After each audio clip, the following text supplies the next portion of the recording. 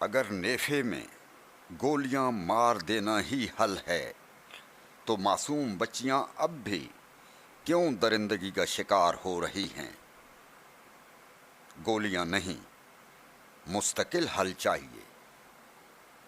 پاکستان میں جب بھی کسی معصوم بچی کے ساتھ زیادتی کے بعد قتل کا دل دہلا دینے والا واقعہ پیش آتا ہے تو پورا ملک غم و غصے سے بھر جاتا ہے۔ لوگ انصاف کا مطالبہ کرتے ہیں۔ ہمیں انصاف چاہیے جی، ہم اپنی آنکھوں کے سامنے انصاف چاہتے ہیں۔ سوشل میڈیا پر طوفان آ جاتا ہے اور پھر اکثر خبر آتی ہے کہ ملزم پولیس مقابلے میں مارا گیا یا اس کے نیفے میں گولیاں اتار دی گئیں۔ لیکن ایک سوال ہے جو ہم خود سے پوچھنے کو تیار نہیں۔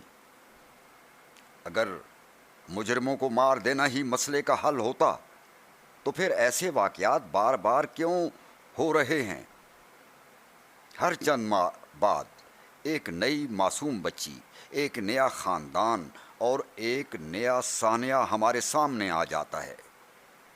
اس کا مطلب ہے کہ مسئلہ صرف ایک مجرم کا نہیں بلکہ پورے نظام کا ہے جو ایسے مجرم کو جنم دیتا ہے اور پھر انہیں روکنے میں ناکام رہتا ہے۔ ہمیں جذبات سے ہٹ کر حقیقت کا سامنا کرنا ہوگا۔ بچوں کے ساتھ جنسی تشدد صرف جنسی خواہش کا مسئلہ نہیں ہوتا۔ ماہرین کے مطابق اس میں طاقت کا غلط استعمال، مجرمانہ ذہنیت، بچوں کے تحفظ کے کمزور نظام میں قانون کے ناقص نفاذ اور بعض اوقات نفسیاتی عوامل بھی شامل ہوتے ہیں۔ اگر واقعی ہم اپنی بچیوں کو محفوظ بنانا چاہتے ہیں تو صرف گولی چلانے سے آگے سوچنا ہوگا۔ اسکول میں بچوں کو گڈ ٹچ اور بیڈ ٹچ کے بارے میں تعلیم دی جائے۔